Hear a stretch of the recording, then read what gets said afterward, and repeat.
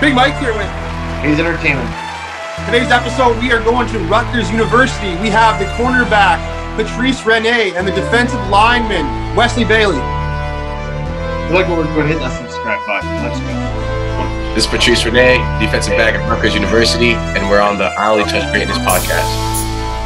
Hi, my name is Wesley Bailey. I'm a defensive end at Rutgers University from Ottawa, Canada. And today we're on the I Only Touch Greatness podcast. Looking for the most beers on tap, great steaks, great staff? Head over to the John B. Pub.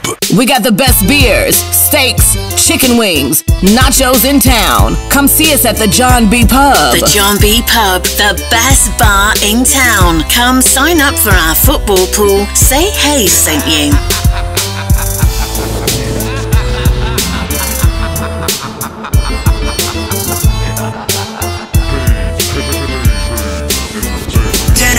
The #1 sports podcast in Vancouver with Ryan Hayes and Big Mike.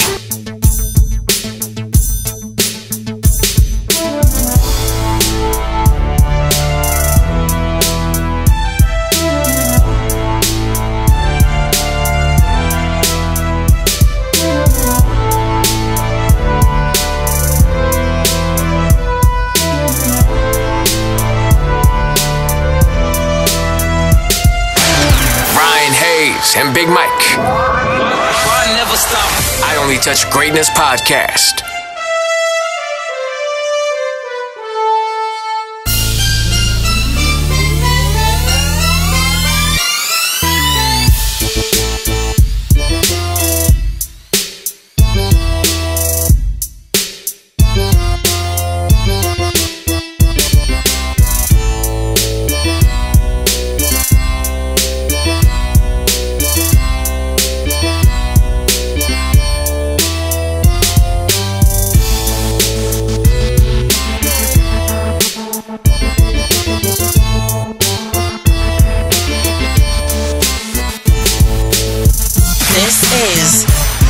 I Only Touch Greatness podcast with Ryan Hayes and Big Mike. We are going live. Almost forgot his name.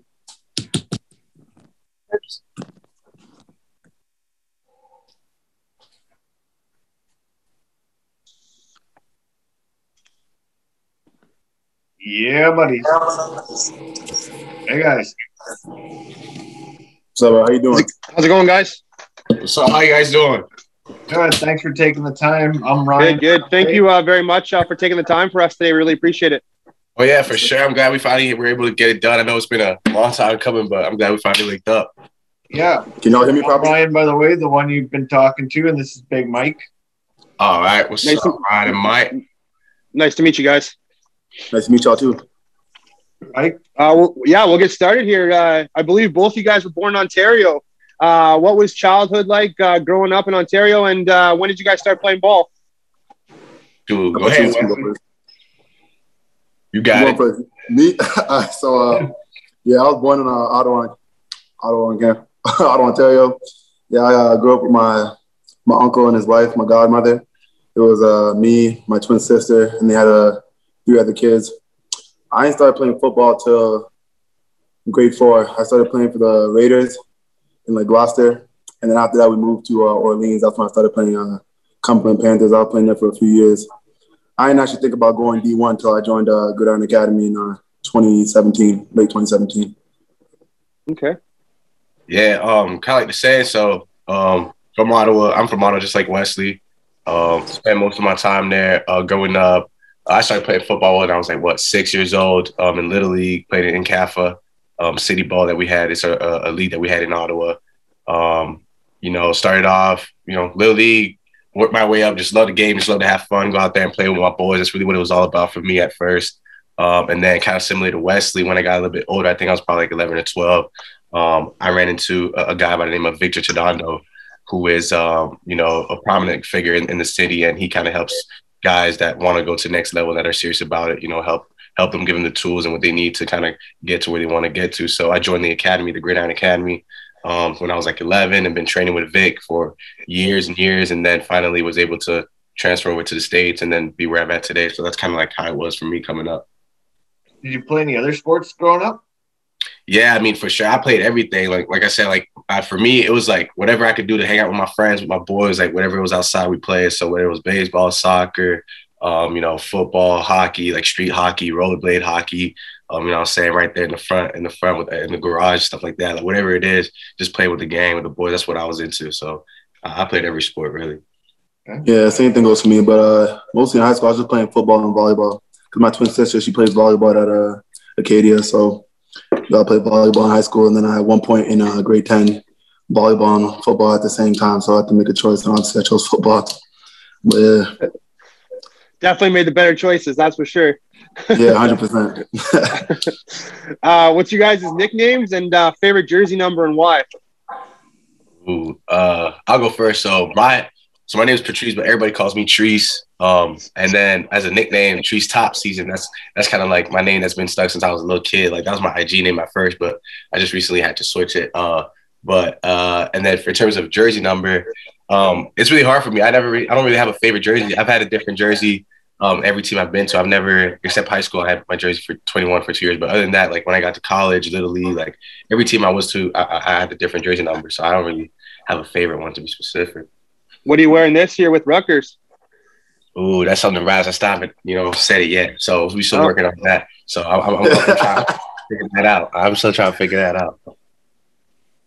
Me, I don't really have a nickname. People just call me everything. Usually just Wesley, Wes, Bailey, Bale. My Instagram name is WestFresh23. People call me West Fresh sometimes. But I actually made my Instagram, I think, when I was in grade 7. So in grade 7, I had the jersey number 23. That was my favorite number. And I'm 23 this year at Rutgers, so I'm happy to get my number back. Okay. Sure. When did you realize you guys were good at football? Like, when did you guys get the whole, like, okay, you guys are going on the way here. You guys are booming, as AB would say. Oof. For me, I guess it was. I mean, I always thought I was good. Like, regardless of what I do, I always have that swag with me. So I was confident in myself. But I guess for me, when I was in the Little League, when I was probably 9 or 10 in one of the championship games, in the city championship games, a lot of people came out and I had a really good game. I think I scored 4 or 5 touchdowns at quarterback. And just had the city talking a little bit, and then that's when people coming out to me congratulating. I was like, damn, I guess I'm pretty good and this might be good for me. So that's probably around that time when I was young. I probably knew I was good or something like that. Okay. Yeah, me, I can't say the same thing. Like I was playing the game for fun. I wasn't even trying to go D1. I didn't even know what D1 was. I was just playing the game for fun. I was never the best athlete on my team. I was never the best player. But I just joined Gridiron Academy because Coach Vic called me one night. I was like, yo, Wes, you have an opportunity to really take this thing to the next level. At first I was like, I don't know, because I didn't really know how it worked, you feel me? So it was just okay, we'll see how it goes. And I just started working my ass off, just working day in, day out, night, morning. Gridiron training was no joke. But I just got better. And then when I started, we started doing camps, I was playing receiver. And I was never the best receiver there. I was just raw. And so Coach Big made the choice, yo, Wes, I think it's time for you to play some D-line. Let's go to the trenches. And I was I don't know how I felt about it at first, but I tried it out. And that's when I just started going off. That's when everything started blowing up. 24/7 rivals. That's when everyone started getting my looks when I started playing D-line. Okay. Who would you guys say you mirror your game after or try and play like? Oh, I'll take that one. So for me, playing as a DB, being a DB, I used to watch a lot of football. I watched a lot of football, studied a lot of guys growing up, but I was always trying to be like Patrick Peterson. That was my idol coming up, kind of bigger guy. I think, I resemble him a little bit in terms of my stature and kind of what are measurable. So for him being a bigger corner and for him being able to do what he was doing at corner, being that big in the league and just balling, I was like, damn, I got to be like Pat Pete. So I always modeled my game and try to, play like Pat Pete, a little bit of Honey Badger too. Tyrann Mathieu, I just like the way he played the game and his passion that he has at the defensive position, especially at DB. He's a smaller guy, but he plays like he runs a room. His heart is crazy. So those two guys are definitely two people that I model my game after. You got their swagger too then, or what? Oh yeah, I gotta stay clean, man. Hey, I gotta throw prime time in there too. Dion, man. Hey, look good, feel good, play good, they pay good. So that you can't go wrong with that. Yeah. For me, See, I was playing receiver until like 2 years ago. I think I started playing D-line 2 years ago. So growing up as a receiver, I always loved like watching Calvin Johnson because like me, I'm 6'5", Calvin Johnson 6'5". He can move, like I can move too.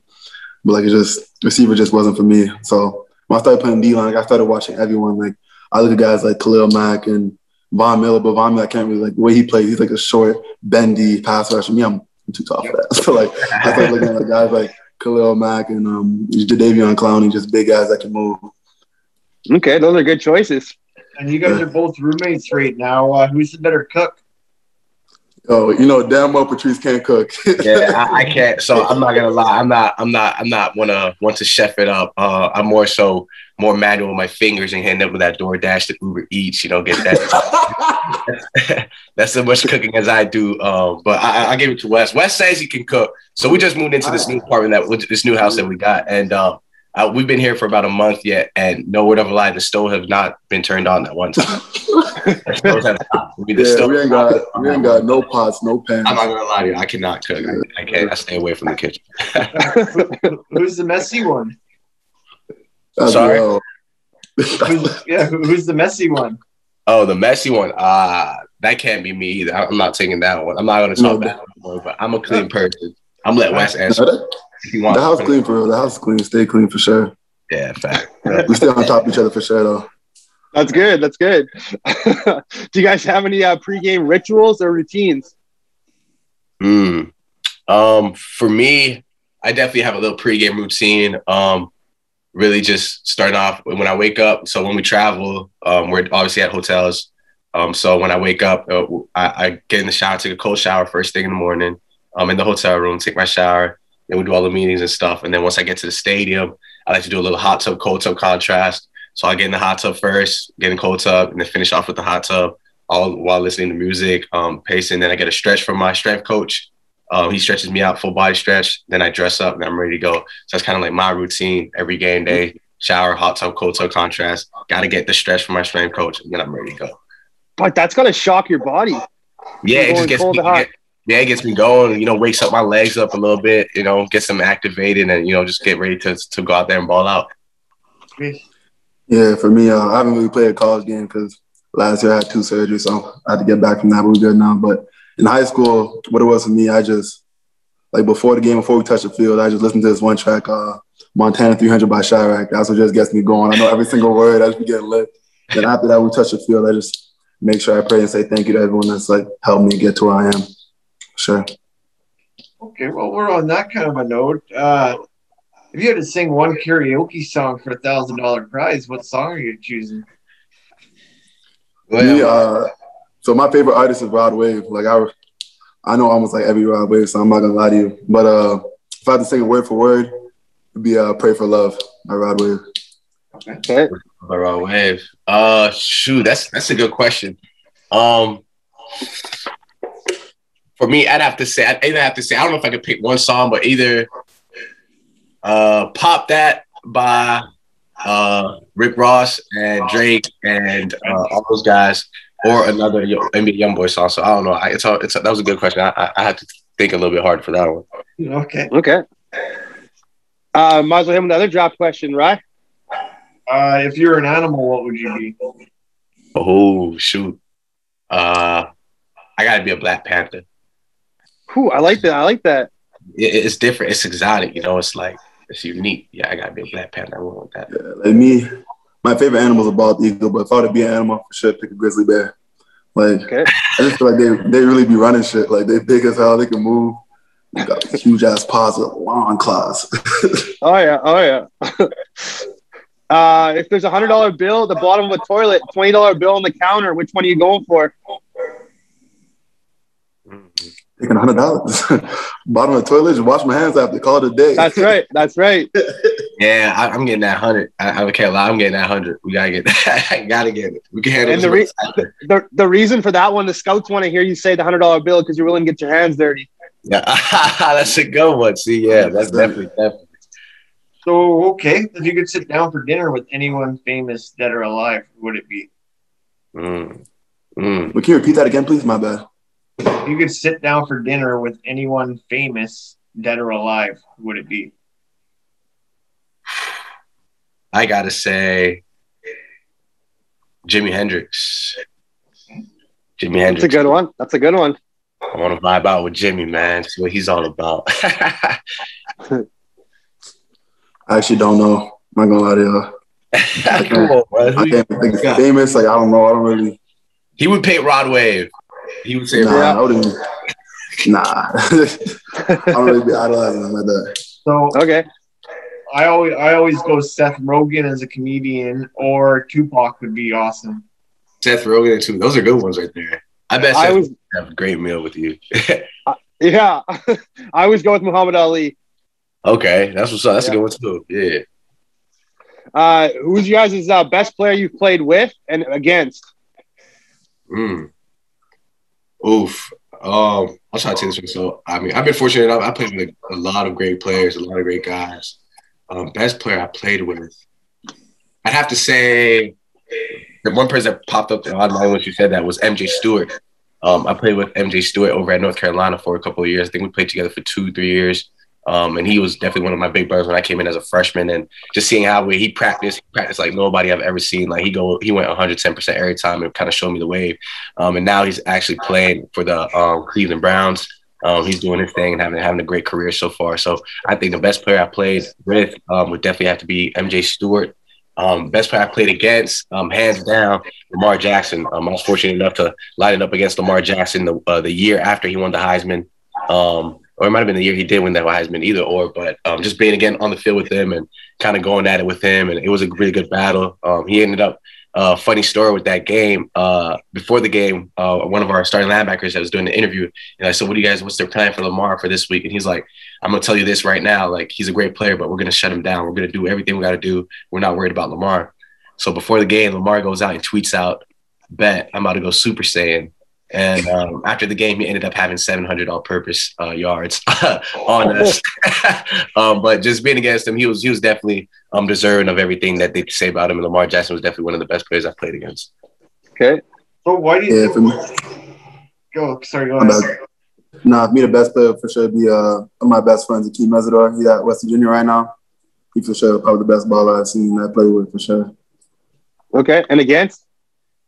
I ain't got one. No. Okay. So why do you think so many Canadians are finally getting the ball out in the NFL or like college levels? Because it's only just started kind of happening in the last 5 or 6 years. Yeah, I think the main thing really is just exposure. I feel like Canada has always had the talent. Like we're definitely very talented, especially more specifically in Ottawa. For me, just being there, coming from there, we have a lot of ballers, a lot of guys that could ball, and a lot of guys that are actually in D1, or we have 2 or 3 guys from Ottawa that are in the NFL right now doing their thing. But I think the main thing is just exposure. In the past years, we always used to have to go to camps, pack up the van, and make sure we go to different camps so we get our names out there. I think with social media and film and all these different type of outlets that we're able to show the world that Canada has some ballers. Now people are like, oh, you can't deny it. It's just facts. We definitely have talent here. And I think with just more and more exposure and people talking about it and, just looking up there and not being so biased on, oh, we only play hockey or this and that. Like, nah, if you actually take the time to go look and analyze the players that we have, I think it's only a matter of time that you just see that pipeline just coming in through. So I think it's just all about exposure and just seeing the actual talent that is there up in Canada for sure. Yeah, to add on to that, I feel like the huge thing about Canadian football is I feel like Gridiron Academy as a whole. Like, I think about guys like Patrice, like Luigi, Jonathan Sutherland, and then Eli Uncle. Like, they all paved the way for younger guys like me. Like, Patrice is 4 or 5 years older than me, and guys like him that worked hard, they paid the price and they sacrificed to be able to pave the way for younger guys like me to chase our dreams. So, I feel go ahead. No, I was just going to say, you look at this year, even in the NFL, Claypool just absolutely tearing it up. Mm-hmm.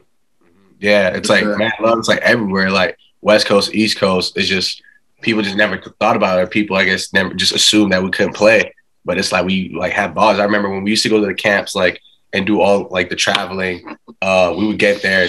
We would be the best athletes there. A lot of the times, people would be like, "Who are these Canadian kids? What? Who was that group of guys?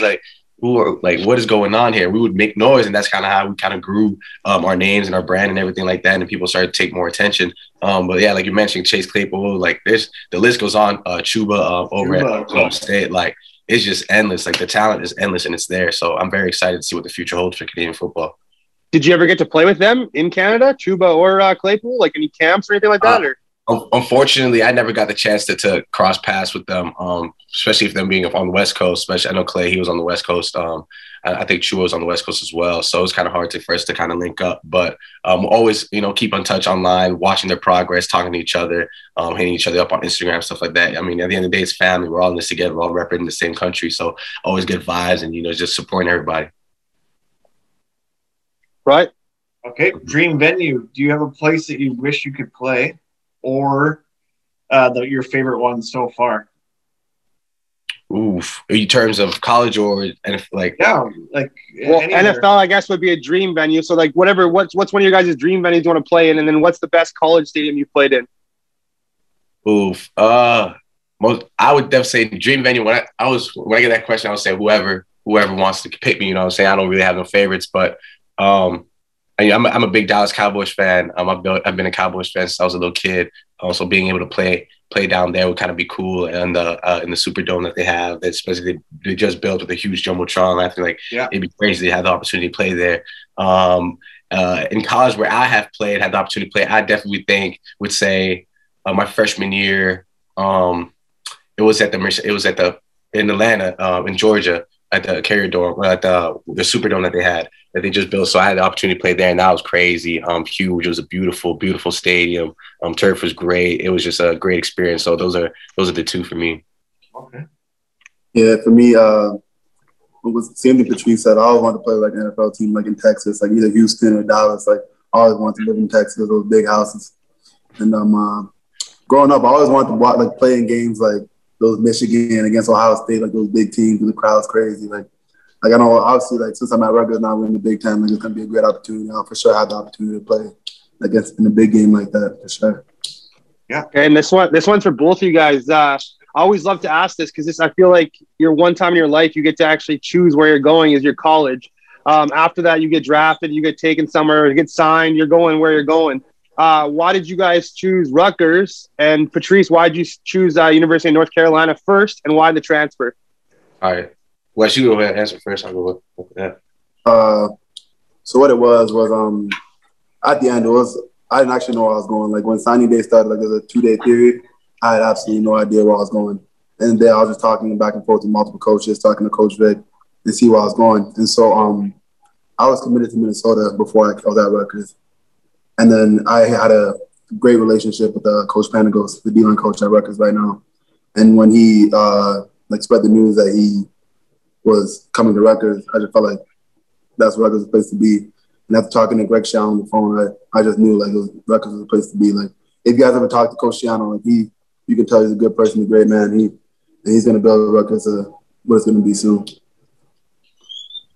Sure. So I kind of similar. So for me, it was a crazy process. So actually coming out of high school, I was originally committed to Rutgers. That was where I wanted to go before I even thought of going to North Carolina. I was committed to Rutgers for quite some time. I was one of the first commits in the class, kind of like the leader in the class or whatever. And then unfortunately their staff at the time I got fired. So I was left with, okay, where am I going to go? Just having the opportunity to just look at my options at that time, just making sure I want to make sure the right decision for myself. And throughout that process, I decided to take all my visits, took my visits. And once I went to UNC, I got to campus. I fell in love with the campus. I fell in love with the people, the coaches there. And, I had a great career, great time there, spent 5 years there, and it was great. And then with the transfer this last year, I wasn't sure coming back, I would come back to college. I kind of wanted to, take my chances and declare.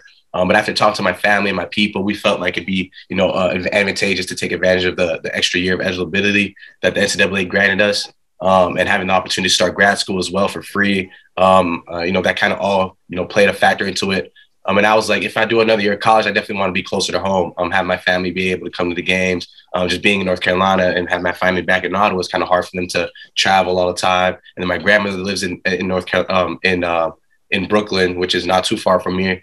And like I mentioned, I was really committed there. So I felt like having that opportunity, talking to North Carolina, we felt like it was a mutual decision that I'd be able to kind of move on forward and for my last year, be somewhere where I felt, that my family could be there good. And like Wes mentioned, I talked to Coach Schiano, and I had a really good relationship with him from before, and a lot of the other coaches that are on staff, I was very familiar with the area, the place, and it just came full circle for me. So that's kind of how all that happened. Definitely a good decision, and Chiano's a legend. Everyone knows that. Man. Oh yeah, he's a man. He's a man. When I was just trying to figure out where I was gonna go, I got on the phone with him. We spoke for 2 hours, and once I hung up, I was like, yeah, like it's a done deal. Like we're gonna make it happen. Okay, cool.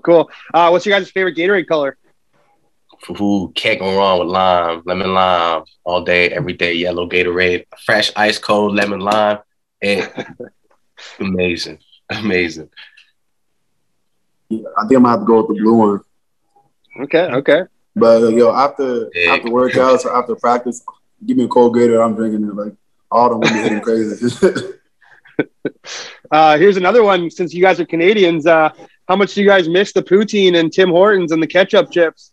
It's crazy. I mean, I'm not gonna lie. I'm a foodie. Like I love to eat food. Like I love good food, and I miss food from back home so much. But every time, like you'll see different places like have a poutine option on the menu, and I'm like, oh, like okay, let's see how it is. And if you guys would see how bad these like restaurants the Canadian poutine, like every time, like I probably think I've had 2 good poutines in America so far. But definitely miss beaver tails. That's one of my favorite things to eat, and not having that. So definitely miss the food from back home for sure.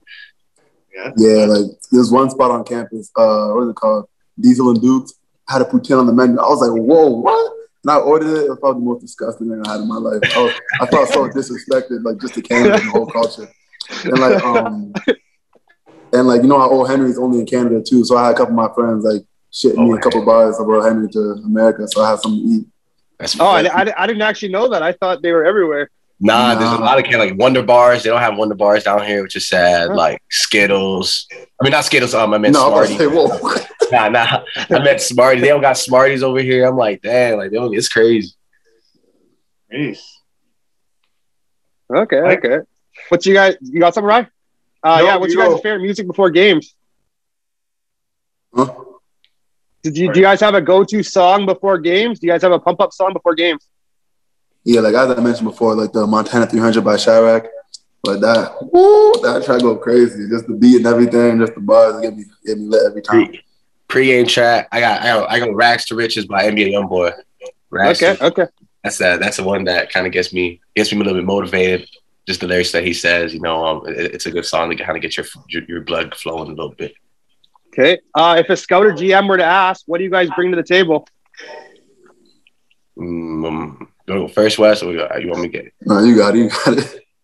For me, if I was talking to scouts, I mean, just a guy that loves the game of football, a competitor, a leader, somebody, that does the right thing and is able to be accountable. At the end of the day, man, I just love to play ball and I love to win. I love to compete. I love to go out there, do what I got to do. And I love to have fun. And I think that, I could go to any team and bring that leadership aspect. I've had a lot of experience. I've played a lot of ball in my lifetime. I've been in a lot of, big games, big time situations, and I've never backed down from a challenge. I love the lights. I love the moment. I love being able to be out there on the island, third down, game on the line, one-on-one, pressed up, like, let's do it. I'm all about it. So if a GM were to listen to me right now, they would try to, so what they try to figure out if they should get me or not. They would know that they get a fierce competitor, a leader, a great guy with great enthusiasm, and a guy that loves to play football. Good attributes. Yeah. Cool. Another thing I would say is just like me, I'm a very positive person. I like bringing my teammates up with me. I'm never been put my teammates down.